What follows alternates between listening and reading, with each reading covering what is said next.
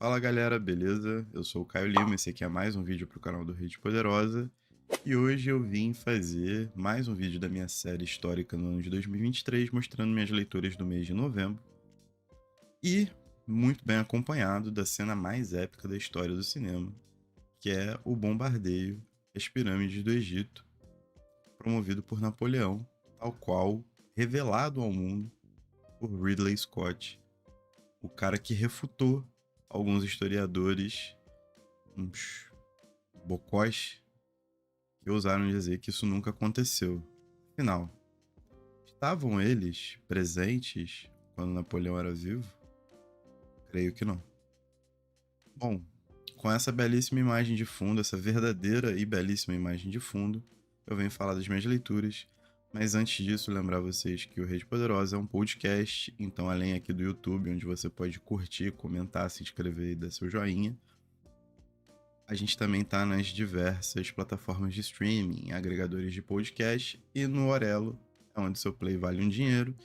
E além disso, existe os planos de apoio para a gente se manter produzindo conteúdo por aqui. Além disso, tem as redes sociais, @Central Rede Poderosa, e tem o nosso e-mail, redepoderosa@gmail.com. Então é só chegar junto, beleza? Irmão, é nóis, show. Então eu já vou começar logo. A primeira leitura que eu fiz no mês, eu fiz no meu Kindle de capinha marrom. É o Mil Placebos, do Matheus Borges. Um livro contemporâneo. O Matheus Borges, se eu não me engano, ele nasceu em 92, então ele é um ano mais velho do que eu apenas. Saiu pela editora Alboro Lopes, alguma coisa do tipo. Que é uma história de um garoto que não tem vida social e que depois de ver a sua namorada virtual cometer, né, causar o seu próprio fim, ele vai se metendo numa série de emboscadas ligadas a esse mundo dos chains da vida, né, dos fóruns e tudo mais.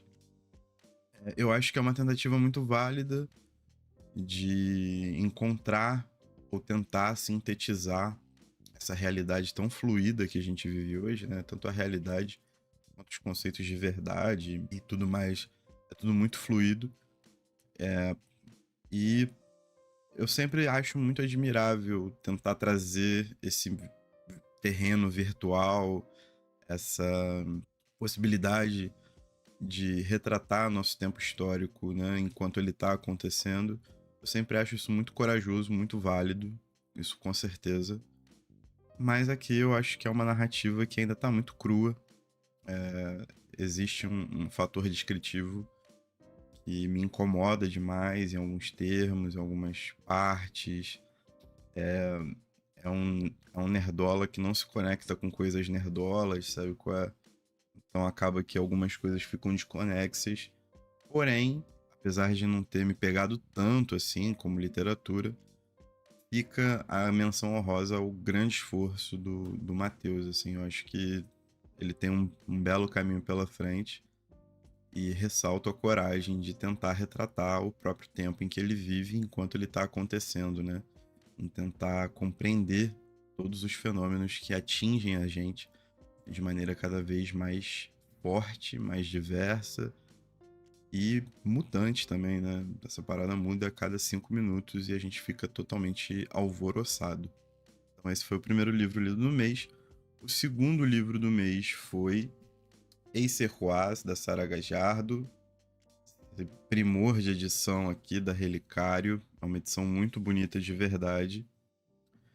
E como foi o nosso livro do mês, tem um episódio exclusivo a comentar esse livro. Então eu recomendo que vocês procurem, porque foi um episodião assim, a gente encerrou o ano com chave de ouro. Eu posso dizer que eu me amarrei no livro, eu gostei muito, de verdade. Eu acho que isso aqui é literatura na veia, é uma experiência estética absolutamente incrível. Todo bom leitor deveria estar com esse livro em mãos aí, pra gente poder trocar uma ideia, pra gente poder discutir, certo? Livraço, muito bom de verdade. Leiam esse Ruaz, ouçam nosso episódio. a época da saída desse vídeo já vai ter saído. Já. Não tô confundindo o calendário. Então procure nosso episódio se você quiser saber nossa opinião sobre. Mas recomendo. Recomendo fortemente. Depois, outro livro que também passou por aqui. País do Carnaval, do Jorge Amado. Essa edição belíssima da Companhia das Letras, né? A coleção do Jorge Amado pela companhia é linda. E esse livro e esse outro aqui também, já vou aproveitar, Jubiabá, eles foram comentados no vídeo que saiu no final do mês passado sobre literatura proletária no Brasil. Então, esses dois livros fazem parte de uma primeira, né, da primeira versão do Jorge Amado como escritor. O Jorge Amado se descobrindo como escritor e também no seu fazer político, muito jovem. O Jubiabá já é a quarta obra dele, enquanto no País do Carnaval é a primeira. Então, existe uma questão de maturidade que é bastante sensível nos livros, em questão temática também.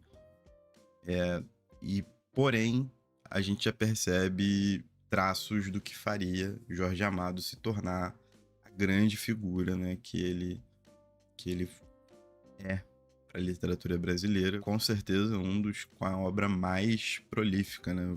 Foram mais de 50 livros lançados, traduzidos para o mundo inteiro, adaptados das mais diferentes formas, cinema, teatro, cordel, música, tudo tem Jorge Amado, né? A influência dele, a capilaridade dele é uma parada totalmente incrível. E essa primeira fase, que vai de No País do Carnaval, pega Suor, pega Cacau e Jubiabá, além de serem títulos, né, que compõem um quadro muito bonito. De títulos, eu me amarro em título de livro, sério. Muitas vezes eu vou pelo título da coisa. Mas além dessa parada, a gente começa a caminhar junto com esse Jorge Amado muito jovem, assim. Acho muito interessante, muito válido, é uma experiência muito bonita e muito enriquecedora também. Recomendo muito mesmo. E é isso. Leiam Jorge Amado. Eu tô animado para ler a obra dele completona. Vou acabar isso, sei lá, em quantos anos. Mas é um dos prazeres que eu vou me proporcionar nessa vida. Beleza? Outro livro que passou por aqui no BO foi o Ellie Island, do Georges Perec. E, pô, Georges Perec, talvez o último surrealista aí, como já denominaram ele em algum momento. Ele e um brother dele foram fazer um filme sobre Ellis Island, que era o lugar, né, era o centro de imigração, principalmente para imigrantes da Europa que iam tentar buscar vida nos Estados Unidos. E aí ele foi escrevendo diários e foi escrevendo poemas que acabaram dando origem a esse livro aqui, que foi montado de diversas formas, já como álbum de fotografia, como um monte de situações. Mas nesse aqui vieram só os poemas mesmo, não tem um trabalho fotográfico. Eu acho que ele pega um lugar no mundo, né? Um lugar tão importante e nada comentado, mas que é uma espécie de monumento, de um templo moderno, né? Entre aspas, que ele desenrola a partir do que esse lugar representou e representa, a época em que foi escrito e hoje também.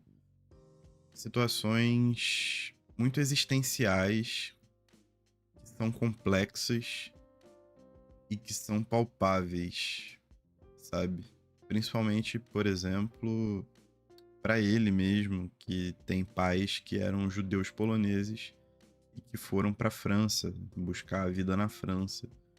E por que, né, os pais dele não conseguiram estabelecer a vida na Polônia?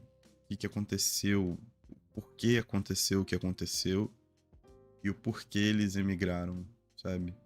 E ele vai tentando desenlaçar esse nó de alguma forma para construir essa relação entre lugar, memória e reflexão. E é muito bem sucedido, assim. É um baita livro, eu curti muito, um dos melhores livros que eu li no ano. Eu quero conseguir falar dele de uma maneira mais lúcida, mas nesse momento, eu li bastante recentemente, eu pretendo simplesmente conviver com os ecos desse livro na minha cabeça, até eu conseguir falar sobre ele de maneira mais lúcida, se eu conseguir fazer isso, beleza? Outro livro que eu li, aí chegou a minha caixinha do mês da Círculo de Poemas, né? Foi essa plaquete, Arooboi, da Miriam Alves, que foi retirado, é uma espécie de poema longo, foi retirado da poesia completa publicada ano passado pela mesma Círculo de Poemas. Ano passado eles tinham uma identidade laranja com vermelho, esse ano esse azul escuro com azul claro, e aí ano que vem, muito provavelmente, vai ter uma outra identidade de cores, né? Uma outra paleta. Esse poema, ele se dá na perspectiva de falar sobre as deusas de caráter feminino em religiões de matriz africana. Não é algo que eu domine, né? Eu não sou uma pessoa religiosa. Eu tento entender na medida do possível, até para poder ter uma opinião e ter uma compreensão um pouco mais profunda e um pouco mais dedicada ao poema ou a qualquer outro tipo de texto ou conversa ou assunto que eu tenha, né? Mas eu não sou completamente familiarizado com os efeitos da poesia como um todo nesse aspecto. O que eu posso falar é da construção poética da Miriam, que é uma construção muito vocal, muito musical, muito ritmada. Em certos pontos, esse poema longo, esse conjunto de poemas, eles são trabalhados de maneira muito concreta, então esteticamente eles também provocam algumas reações, e essas reações elas têm muita fluidez com o espaço a partir do entroncamento de palavras e frases que ela vai fazendo.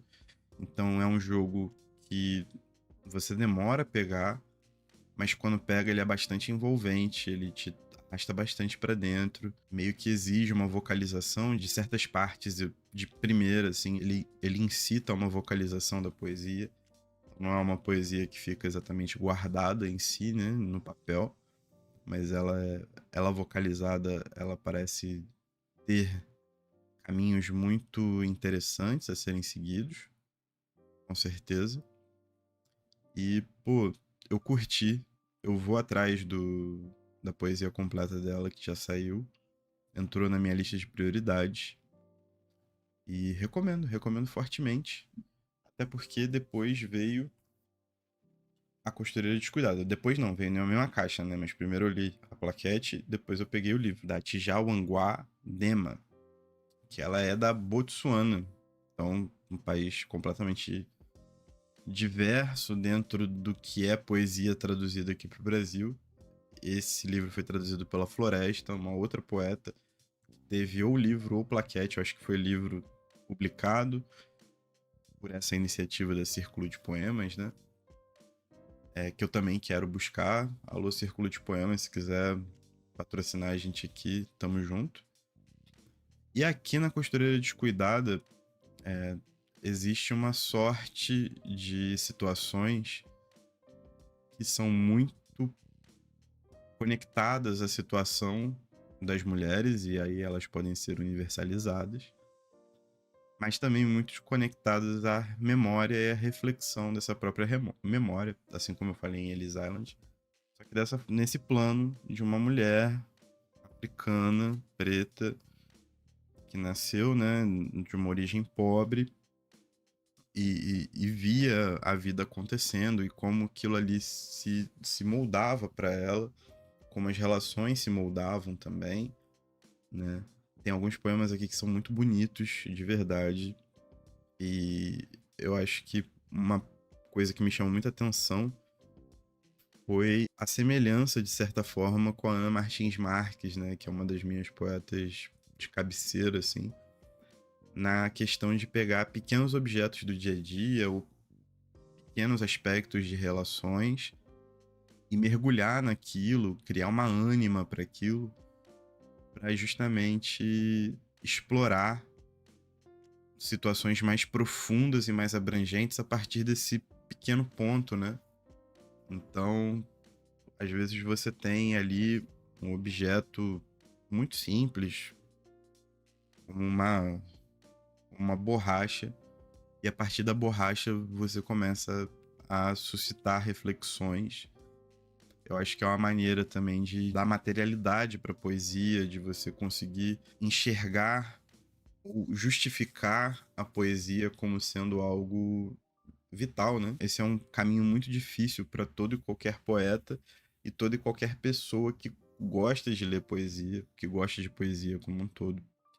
É como conseguir se convencer, de certa forma, de que aquilo ali é necessário para você, sem simplesmente largar, né?